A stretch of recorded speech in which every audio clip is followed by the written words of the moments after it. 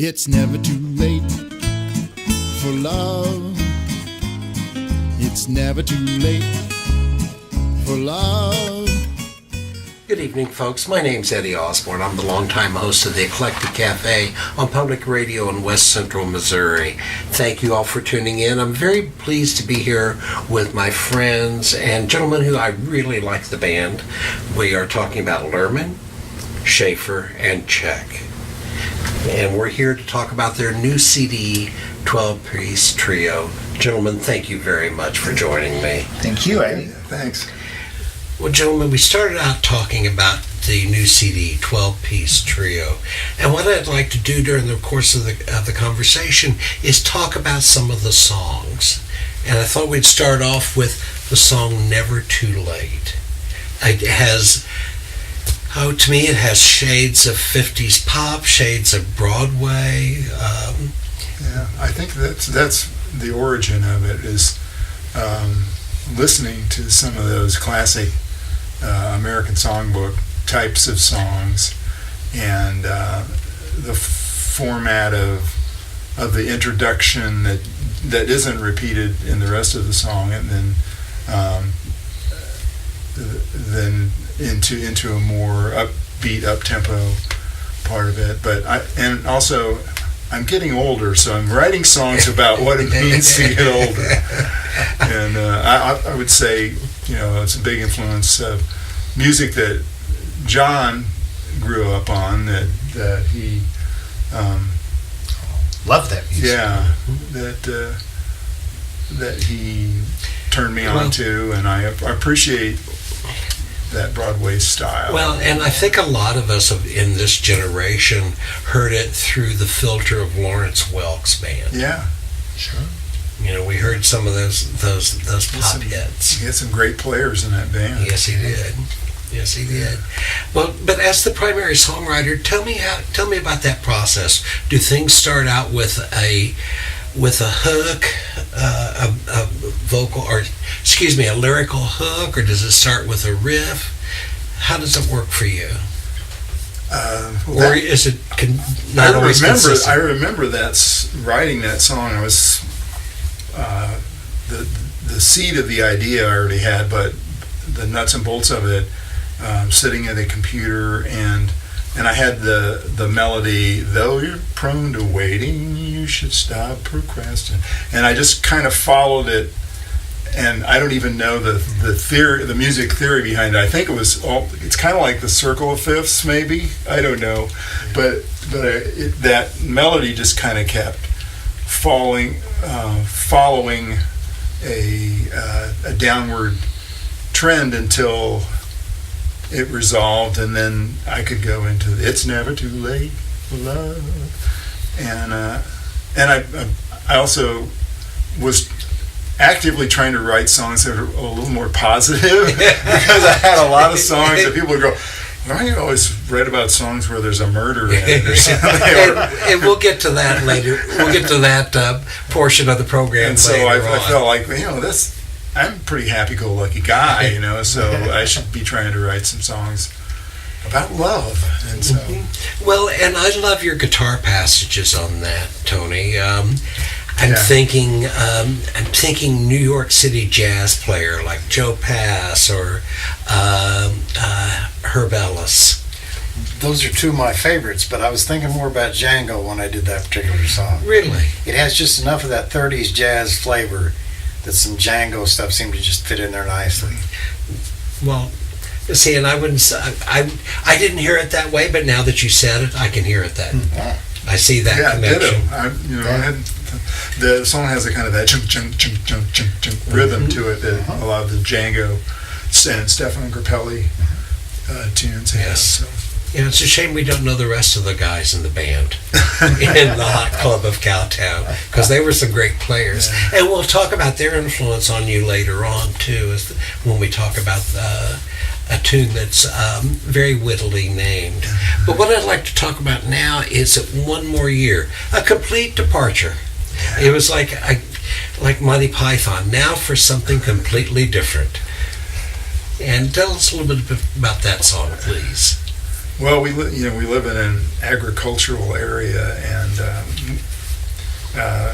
right before I wrote that tune, we'd gone through several years of pretty intense drought, and so I had the idea. Well, I came up with a line of one more year, and what that might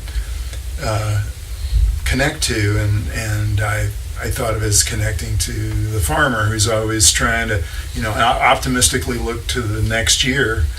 What about somebody that might be in a difficult situation, and betting it all on that one more year, to the point of maybe having a character that went a little postal at the end of the song.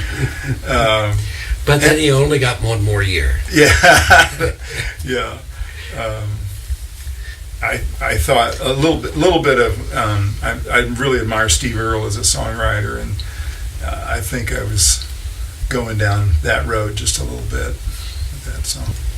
We're going to go from the Barnyard, where we've just been with One More Year, back to Broadway with In Case of Love.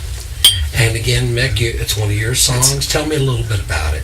Well, it's a ballad, and it's a love song. And as I was saying earlier, I was not known for love songs, so this was part of that effort to write more songs that have a little more positive side to it. But it's about hope, and hoping for a loving relationship,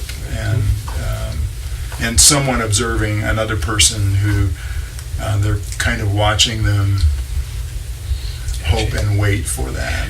Now, Tony, on that song, which instrument are you playing? Okay, now that's my Epiphone Broadway. It's a jazzy instrument. Archtop, that'd be where I'd be channeling Herb Ellis and Joe Pass a little bit. But that song stands out to me for another reason. Since we were a 12-piece trio, on all the other songs, whatever came to mind, we'd try. Add more vocal parts, add more guitar parts, add bunches of clarinets, add whole horn sections. And all the tunes except for that one are like that. We indulged everything we wanted to try. But on that one, we decided to have something on that album that is just like we play live. So that is rhythm guitar, lead guitar, bass, and vocal, and that's all there is on that track. And that was always been special to me, and it was cut very quickly as well. But it's a pleasant track, and it is clearly not overproduced. It is bare bones us as a trio. To me, that reflects Luehrman, Shaffer, and Check very much. And you do it very, very well. You did lay down that bottom with that the stick, as I've heard it called. Yeah, it's an electric upright bass, so it has the full string length of a double bass, but a very small body. They're electric pickups to record the sound, and it's been a good instrument for me. It gives me a good sound, and It fits in your car. And it fits in my car. There's something to be said for that. He doesn't have to strap it on the roof. Oh my gosh, no. Although Tony and I bug him once in a while to get one of those full-size doghouse bases for. It's coming. Yeah. We usually get a hold of one for the courthouse concerts. Yeah. Well, we're going to finish out this section of the interview with talking about a song called Critical Thinking, which some of the characters in the song don't necessarily practice. That's true. Yeah.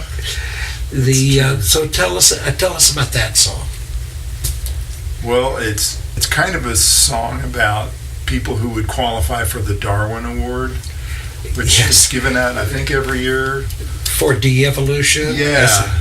And each verse is kind of another story of a person who kind of screwed up. Taken themselves out of the gene pool. Yeah. Yes. Or from the shallow end of the gene pool, Yeah, shall we say? I got to use that line in there. So, yeah. And so that was a lot of fun. Yes. That tune to write and a lot of fun to record, because we did indulge ourselves quite a bit with that, and with even some sound effects. Yes. The sound effects will be there when you hear them live, but certainly the instrumentation, and I don't remember what the instrumentation on that is. I don't either, but there's a bunch of it. There's at least 12 pieces. Well, it took some collaboration because it took two of us to play the electronic theremin in that. Yes. But the song had to have a theremin, it had to have a 12-string, it had to have a mandolin, had to have a baritone guitar, had to have an upright bass, had to have, I'm not sure what else is on there, but there's a lot of it. Yes, and sound effects. And sound effects. Yeah. And a foghorn and sirens. Trains, Yeah. phones ringing. Yes. We showed no restraint. Well, folks, we're going to take a break right now. When we come back, we're going to talk about some more songs on 12-Piece Trio. Yeah.